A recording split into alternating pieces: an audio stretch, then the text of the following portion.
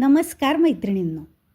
तर आज आपण अगदी इन्स्टंट म्हणजेच अगदी झटपट बनणारं घावन आणि चटणीची रेसिपी पाहणार आहोत. अगदी ऐन वेळेस आपल्याला जर नाश्ता तयार करायचा असेल पोटभरीचा आणि अतिशय वेगळा, तर हा पर्याय अगदी उत्तम आहे.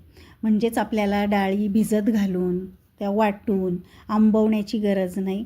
अगदी झटपट आपण पीठ मिक्स करून पटकन आपण हे घावन काढू शकतो आणि त्यासोबत जर चटणी केली तर हा जो नाश्ता आहे आपण अगदी 10 ते 15 मिनिटातच रेडी करून आपण अगदी हा नाश्ता सगळ्यांना देऊ शकतो.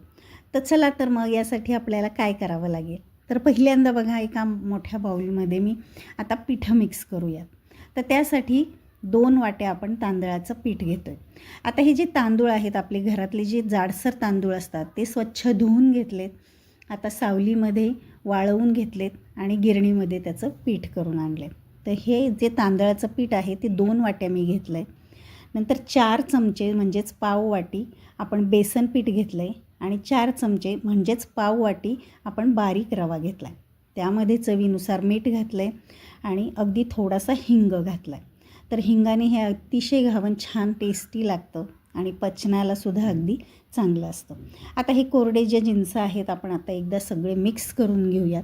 आता छान असं सगळं एकत्र करून जर घेतलं तर सगळं एकजीव होतं आणि आता आपल्याला हे पीठ चांगलं मळून घ्यायचं आहे म्हणजेच मिक्स बॅटर तयार करून घ्यायचं. आता थोडं थोडं पाणी घालून आपण त्यामध्ये हे पीठ आपल्याला गुठळ्या न होता अगदी चांगलं आपल्याला मिक्स करून घ्यायचं आहे. तुम्ही हाताने सुद्धा मिक्स करून घेऊ शकता किंवा चमच्याने सुद्धा मिक्स करून घेऊ शकता. आता सध्या मी 1 ग्लास त्यामध्ये पाणी टाकलं आहे, पण आता हे पीठ जे आहे अगदी घट्ट वाटतं आहे. पुन्हा मी दुसरा ग्लास घेतला आहे. ते सुद्धा थोडं थोडं घालून आपल्याला हे बॅटर तयार करायचं आहे. तर आता शक्यतो पाणी आपल्याला कमी अधिक लागू शकतं कारण तांदूळ आपला जुना नवा असाही असू शकतो. त्यामुळे थोडं थोडं करून आपण एकदा हे पाणी घालून आपण हे पीठ मिक्स करून घ्यायचं. तर बघा आता सगळं बघता मी 2 ग्लास पाणी पहिल्यांदा आता त्यामध्ये टाकते. तर आता बघा पूर्णतः सगळं पाणी आपण जे टाकलं आहे तर 2 ग्लास आपण हे पूर्ण त्यामध्ये बसवणार आहोत. तर पहिल्यांदा आपण जे पाणी घालतो आहे तर बॅटर आपलं अगदी पातळ आपल्याला करायचं आहे, पण सध्या आपल्याला पाणी अगदी थोडं कमी घालायचं आहे. नंतर त्यामधला जो रवा आहे तो फुलल्यानंतर पुन्हा नंतर आपण त्यामध्ये पाणी घालू शकतो. आता 2 ग्लास पूर्णतः त्यामध्ये पाणी आपण बसवलेलं आहे. तर अशा पद्धतीने गुठळ्या न होता हे पीठ जे आहे आता हे सगळं मिक्स करून घेतलं आहे.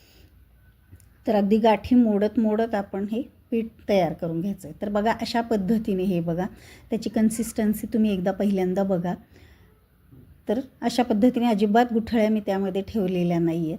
तर आता हे जे पीठ आहे आपण आता झाकण ठेवून एक 10 मिनिट बाजूला ठेवून द्यायचं आहे. आता तोपर्यंत पीठ भिजतं आहे तोपर्यंत आपल्याला हिरवी चटणी करून घ्यायची. तर आता मिक्सरच्या भांड्यामध्ये भरपूर अशी कोथिंबीर त्यामध्ये घेतली. नंतर 7-8 पानं कढीपत्त्याची घेतली. नंतर ओलं खोबरं घेतलेलं आहे. नंतर 2 चमचे शेंगदाण्याचा कूट घेतला आहे. तुम्ही अख्खे शेंगदाणे घेतले भाजलेले तरीसुद्धा चालतील. नंतर 2 चमचे डाळवं घेतलेलं आहे म्हणजेच फुटाण्याच्या डाळी घेतलेल्या आहेत. नंतर 1 हिरवी मिरची घेतली त्याचे 2 तुकडे करून घेतले. नंतर त्यामध्ये आपण चवीनुसार मीठ घालायचं आहे. नंतर अर्धं लिंबू पिळून घ्यायचं आहे म्हणजे ही आंबट चटणी अगदी छान लागते. नंतर थोडंसं चवीनुसार आपण त्यामध्ये साखर टाकायची. त्यामुळे अगदी साखर जर घातली तर गोड चटणी होत नाही, अगदी बॅलन्स होतं आहे. आपण लिंबाचा रस त्यामध्ये टाकला आहे आणि थोडंसं पाणी घालून आपण ही पातळसर चटणी तयार करून घ्यायची. आता मिक्सरला मी वाटून घेतली. बघा अशा पद्धतीने मस्त अशी हिरवी चटणी आपली रेडी झालेली आहे. आता ही चटणी होते तोपर्यंत 10 मिनिट तर नक्कीच झालेली आहेत. आपलं पीठ पण छान असं भिजलेलं आहे.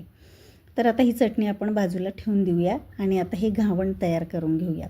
आता पीठ बघा 10 मिनिट झाले तोपर्यंत छान असं हे भिजलेलं आहे. त्यात आपण रवा जो घातला आहे तो सुद्धा छान फुललेला आहे आणि हे पीठ आहे तर ते थोडंसं आपल्याला पुन्हा आता घट्ट वाटतं आहे. आता पुन्हा त्यामध्ये आपण आता अगदी थोडं थोडं पाणी घालून याचं बॅटर अगदी व्यवस्थित तयार करून घ्यायचं आहे. जास्तही घट्ट करायचं नाही. घट्ट जर केलं तर अतिशय जाडसर अशी आपली घावण तयार होतील आणि जास्तही पातळ करायचं नाही. त्याची कन्सिस्टन्सी तुम्ही आता बघा अशा पद्धतीने आली पाहिजे. म्हणजेच हे घावण जे आहे अतिशय छान तयार होतात. तर तुम्हाला हवं असेल तर तुम्ही मऊसुद्धा करू शकता किंवा कुरकुरीतसुद्धा करू शकता. आता त्यामध्ये 4 चमचे तेल टाकायचं आहे. तर तेल जे आहे गोडं तेल आहे, थंडच आहे, म्हणजेच तेल घातल्यामुळे याला चांगली जाळी पडते. आता हे सगळं मिक्स करून घ्यायचं आहे. आता गॅसवरती मी तवा तापायला ठेवलेला आहे. तर तव्याला आता थोडंसं तेलाने आपण ग्रीसिंग करून घेऊयात. आता लहान मोठे आपल्याला जे घावण करायचं आहे तेवढं तेल आपण तव्याला लावून घ्यायचं आहे. आणि आता मीडियम गॅसवरती आपण आता हे जे बॅटर आहे तर पळीने आपण सगळीकडून छान असं एकसारखं हे सोडून घ्यायचं आहे. तर बघा तुम्हाला टाकतानाच लक्षात येत असेल तर छान अशी याला जाळी पडते बघा. तर आता सगळीकडून हे पीठ आपण टाकून घ्यायचं आहे आणि नंतर मीडियम गॅसवरती झाकण ठेवून आपण हे भाजून घ्यायचं आहे. तर एक 2 मिनिट आपण आता अशाच पद्धतीने आता हे भाजून घ्यायचं आहे. तर बघा आता मस्त असा खालूनही आता हे भाजलं गेलेलं आहे. तर आता उलटण्याच्या साहाय्याने आपण आता उलटून घेऊयात.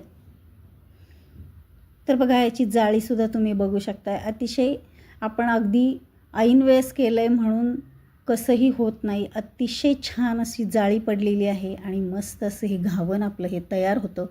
त्यामुळे आंबट लागण्याचाही प्रश्न नाही आणि अगदी ताज्या पिठापासून आपण हे अगदी मस्त कुरकुरीत करायचं असेल तर थोडंसं कमी गॅस करून तुम्ही कडक असे भाजून घेऊ शकता आणि मऊ हवं असेल तर थोडासा गॅस मोठा करून थोडंसं जाडसर पीठ तुम्ही टाकून ते मऊसुद्धा करू शकता. अशाच पद्धतीने आपण 2-3 घावण तयार करून घेऊयात. तर बघा मस्त असं हे घावण आपलं तयार झालेलं आहे. तर हे बघा मी 2-3 घावण तयार करून घेतलेले आहेत. तर बघा मस्त असे हे कुरकुरीत असे हे घावण आणि त्यासोबत आपण तयार केलेली हिरवी चटणी. तर इतकी छान लागते. तर अगदी पोटभरीचा हा नाश्ता आपला तयार होतो. तर अशाच पद्धतीने तुम्ही जर ऐन वेळेस आपला जर नाश्ता काय करायचं आहे जर आपलं ठरत नसेल किंवा लक्षात येत नसेल तर हे सगळं साहित्य आपल्या घरामध्ये नक्कीच असतं. तर पटकन आपण हे पीठ मिक्स करून आपण अगदी 10 ते 15 मिनिटातच आपण हा नाश्ता तयार करून देऊ शकतो. तर बघा मस्त असा हा घावण आणि हिरवी चटणीचा नाश्ता तुम्हाला कसा वाटला मला कमेंट करून सांगा आणि आवडला असेल तर आपल्या चॅनलला लाईक करा, शेअर करा आणि सबस्क्राईब करा. चला तर मग भेटूया तशा छान छान नवनवीन रेसिपींच्या व्हिडिओमध्ये. तोपर्यंत बाय बाय, टेक केअर.